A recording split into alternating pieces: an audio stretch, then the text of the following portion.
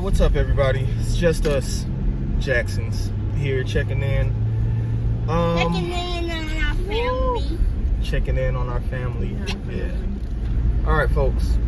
As you know, one of our primary missions for this YouTube channel was to highlight and document our home buying experience. Just a little recap.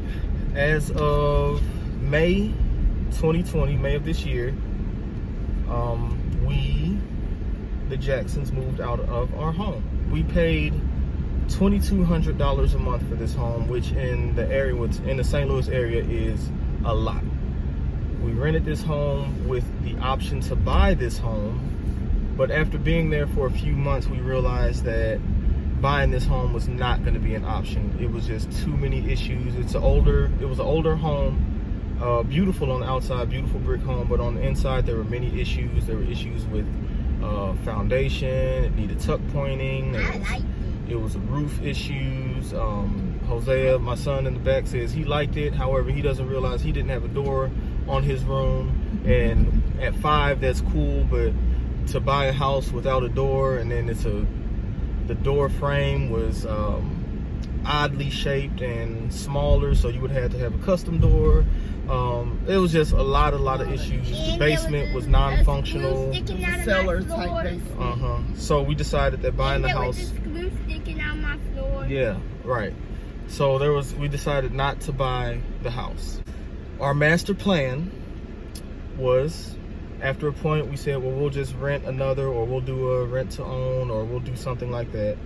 Well, after a while, we realized that renting we're over that. We've decided to move with my parents while we save a little bit more money, and while we do some credit repair, because both of our credit is not the best. It definitely needs some repair. It needs some Jesus with a D. Touch the hem. Yeah. All right, so let's fast forward to today. We moved out of the house, and I actually have a video that I may try to post of the walkthrough of the house. I'm not going to show the house because the outside of the house, because the house has new tenants already, and out of respect for the new tenants, because it is a rental property at this time, we probably should. I'm not going to show the house, but I do have a video of my final walkthrough through the house, and I want to show you all that video for 2 reasons. The main reason is I just want you to see like how big the house was. It was a really large home. The second reason is for today. Today we met with our former landlord. My down payment for this house was $4,400, which we paid in full on time. So we paid $4,400, and we paid $2,200 in rent every month on time, with the exception of 2 times and maybe a 3rd time I'm not sure of, but there were 2 times where the rent may have been 1 or 2 days late. The lease agreement stated that we needed to pay the rent by the 1st of the month. No grace period. Had to be on the 1st of the month. So we honored that for 18 months we lived there, and for at least 15 of those 18 months we honored that. The 2 times that I remember being late was because there was an issue with my bank. I used to send money directly to through a service on my bank, and the service was down for whatever reason, so I had to write an actual physical check and take it directly to him. So that was the 2 times it was late, and then there was a 3rd time that it might have been late. Well, our landlord has different records saying that we were late 6 times. Based on the lease agreement, there was a late fee of $110. I'm telling you, we were not late 6 times. I promise you that. Not even. There was even, he cited a date in February that we were late, and I was able to pull up the text exchange between he and I, where on February 1st, which was a Saturday, I said that, I texted him that, hey, I have the rent check. I'm on the way. Is somebody at home? His reply to me was, I'm home, saying that he was at home. And that was the end of that text exchange. To me, maybe I'm naive, maybe I'm whatever, but in my eyes, that means that on the 1st, when I text him that I was on my way, that check got safely delivered on the 1st. We ain't got nothing to do with it being a Saturday, bro. You couldn't deposit it till Monday. That's not my problem. What day that falls on. First, not right. When you deposit it. When you get it. Right. So we gave it to him on the 1st, and he says his records show that the money wasn't deposited until the 3rd. That's personal. That's a personal problem. That's not my problem. I delivered the check on the 1st. That's my only obligation. So long story short, of the $4,400 deposit we paid, we received $34.46 in return. And I know you're probably thinking like, oh, that's good. But it's the principle of the matter that I paid $4,400. We left that house in pristine condition. Now, back to when we moved in. This here is my wife.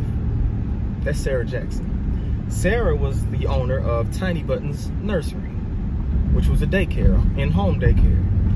And prior to moving to the house, we let the landlord know that, you know, we would be having a daycare in the home. He said that's perfectly okay. We let him know that this is a legit business. This is a legit business. We go through the state. We do everything the right way to make sure that business is legit. He said, fine. So we go to get the business registered, and the city that we're living in looks at us crazy like, nobody's living in this house. This house is vacant. We're like, nah, we live here. We paid a lot of money. A lot of money to live here.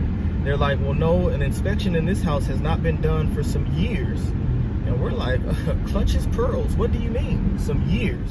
So we cannot even get an occupancy permit because an inspection in the property has not been completed. So we got the inspection set up. Up on the inspection, the house failed miserably. Yeah. There was, 2 pages worth of stuff that needed to be done? And the only reason why he gave us a temporary 30-day permit is because I was pregnant. So that was the issue there, that the house hadn't been inspected. There was a list of stuff that needed to be done. So we had 30 days. We actually thought that we were going to have to move again. We had started looking at places. We had started trying to figure out, what we could do, because we thought like, oh man, this is bogus. We're going to have to move again. So they gave us this list of stuff for the occupancy permit. For the inspection, and they forwarded it to the landlord. Maybe I'm being generous with this number, but there was at least 30 items on that list. The landlord sent his sons over to do like 3 things, and I'll tell you what the 3 things were. In the back, there's a fence, a privacy fence, and there were some vines and weeds that were growing up real high in that privacy fence. They came, they cut all that stuff down. So in my daughter's bedroom, I told you the roof needed to be repaired. So there was water leaking like every time it rained, and you could see on her wall where the leaking was happening at. So the city came and said they need to replace that area of the wall. So they came and painted over it. No, it was 4 things, right? It was the smoke detectors, and then it was there were some hallway lights that were out. And actually, I ended up replacing some of those lights, but they replaced some of the lights or whatever. So those are the 4 things they did. Some of the other things they were supposed to do was replace, there was 3 bathrooms. They were supposed to replace 2 toilets, and the roof needed to be redone. I mean, it was all kind of major stuff, but they just did those 4 small things. He gave that stuff, I guess, to his buddy or something like that, and they passed the inspection. Right, exactly. He wasn't there. I was the only one there for the inspection. Right, when I was the guy at work. came out by himself. So the guy was upset, saying there's no way that we shouldn't be living in the house, and was only trying to give me the permit. He wanted to do like, a solid, like, I see you're pregnant. I don't want to put you, you guys out, so I'm going to give you the permit. So I mean, we're telling you this story, just kind of sharing our experience, and maybe in a later video we'll kind of share our complete rental experience, because I mean we got some stories for y'all. I don't regret the experience, because the house that we lived in, I always say that I feel like God really showed us, he really showed out for us, because that house, I mean, it's a $500,000 house, but on paper we wasn't supposed to live in no $500,000 house. We could not afford $2,200 a month. but God. You know what I'm God saying? provided. That's why I'm so mad with him saying that we were late, because God provided each month for us to be able to pay for that home. Right. And I think God was really showing us two things. Sarah's not from the St. Louis area originally. I am. And I know that where this house was located and the street that it was on, that it was going to be extremely expensive. And, you know, in my head, I'm just like, oh, no, we can't. I'm not even about to try. So for a little while, I didn't. And then I did. And then, you know, God just blew my mind, and he kind of told me, like, stop counting me out before you give me an opportunity to prove myself. So he proved himself in that aspect. But then God came right back and said, now stop thinking that everything that glitters is gold. Because you looked at this house and you thought this house was going to be the greatest thing ever, and you just put on the blinders and you didn't want to see anything else. So it was a lesson. It was a twofold lesson. It was trust God with all your heart and lean not to your own understanding. You see what I'm saying? Because we sure lean to our own understanding, and we sure didn't trust God initially. I'm going to take it as a learning experience. For those of you out there that are still renting, you're not quite ready to buy, or you don't have the resource. I mean, I thank God for my parents and the position that they're in, that we're able to go to their house semi-comfortably. It's going to be tight, but you know, at least we have, you know, our own rooms to sleep on. I was just about to say, honestly, it's not gonna be tight. It's gonna be more uncomfortable, like fleshly uncomfortable. Like, oh, we're at mom and dad's house, but it's not. We're gonna be comfortable. But so, like I was saying, if you're still renting and stuff like that, I encourage you all to, when you move into a place, take your own independent inventory of the house. Pictures, everything, anything that needs to be fixed, anything that you're unhappy with, because listen, if you're unhappy with it, you're paying for this. So it's like if you go to McDonald's and you pay for a Big Mac meal and they give you a quarter pounder meal, you paying for that. You don't just have to take that, and it's the responsibility of the vendor and or landlord to take care of that. Please do not do what I did and just, you know, I'm thinking that I'm really psyching myself out. I'm thinking that this guy really gave us an opportunity to live in this big old pretty expensive house. He ain't check our credit. He said, put the money on the table, money talks. And that's what we did. So I'm thinking we in a hood hookup type situation, but I quickly realized this ain't no hood hookup type of individual. I know a lot of people are gonna watch this and be like, no, y'all should take them to court, y'all should do this and do that, but no, we know that this is definitely a spiritual thing that we need to learn, and God is trying to teach us, and God still will get the vengeance. Like we ain't even gotta go after him. God will bless us with that $1,000 in some other way, shape, or form or fashion. But God, he already did. He gave us $2,000 the other day. Oh yeah, you're right. A completely unexpected $2,000. So hit the you're right. account. God and already did it. So I know people are gonna look at this and be like, no, y'all should do this and do that. No, we're gonna trump it up. We're gonna pray for those who despitefully use us, and know that God, he already gonna get it.